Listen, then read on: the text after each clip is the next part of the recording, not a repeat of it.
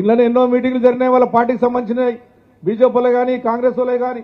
నేను ప్రొటెక్షన్ ఇప్పించా, గౌరవం ఇచ్చా, మర్యాద ఇచ్చా, పోలీసులు పెట్టించా. వాళ్ళందరికీ ఏ ఆపద జరగకుండా చూడండి, వాళ్ళ కార్యకర్తల మీటింగ్ పెట్టుకుంటున్నారు, వాళ్ళకి ఆపద జరగదని చెప్పినటువంటి ఆలోచన చేశాను. మరి ఇంత గొప్ప నాయకుడు కేటీ రామారావు వస్తూ ఒక పోలీసు పెట్టకో, ట్రాఫిక్ పోలీసులను పెట్టకుండా ఇవాళ ఈ రకమైనటువంటి ఇబ్బందులు పెట్టే ప్రయత్నం చేస్తే ఇది మంచిది కాదు, రాష్ట్రాల్లో ఉన్నటువంటి పరిపాలించడానికి మంచిది కాదు.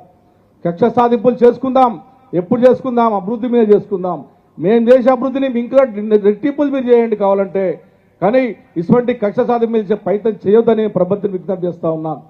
మేము మాట్లాడతాం, మీకన్నా ఎక్కువ మాట్లాడగలం, కానీ సంస్కృతి కాదు. ఎందుకంటే 2 నెలలు అయింది మీరు వచ్చి, మీకు ఇంకో టైం ఇద్దామనే ఆలోచనతో మేము ఊకుంటా ఉన్నాం.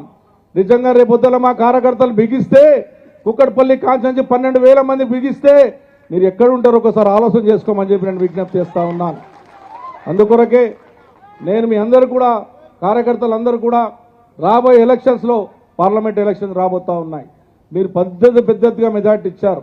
అన్నయ్య కూడా చెప్తా ఉన్నాను, హైదరాబాద్ నగరంలో కుక్కడపల్లి కాన్స్టిట్యున్సీలో 54% ఓటింగ్ ఇచ్చేటువంటి పెద్ద మనసు ఉన్నటువంటి మా కుక్కడపల్లి ప్రజలన్న హైదరాబాద్ నగరంలో హైయెస్ట్ మెజార్టీ నాదని చెప్పి సందర్భంగా తెలియజేస్తా ఉన్నాను.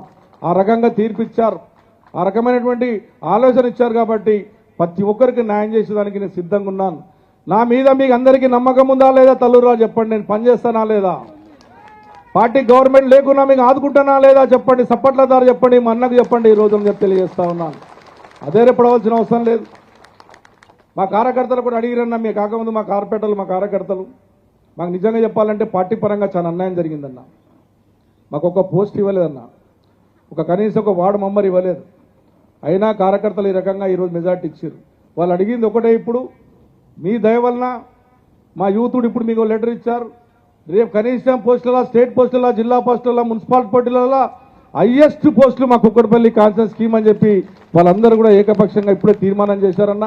మీరు దయచేసి పెద్ద మనసు చేసుకొని, చాలా మంచి పెద్ద సీనియర్లు ఉన్నారు, అదేవిధంగా ఉద్యమంలో పనిచేసిన వాళ్ళు ఉన్నారు, నాయకుడు వచ్చినటువంటి వాళ్ళు ఉన్నారు, ఎన్నో రకమైనటువంటి వాళ్ళ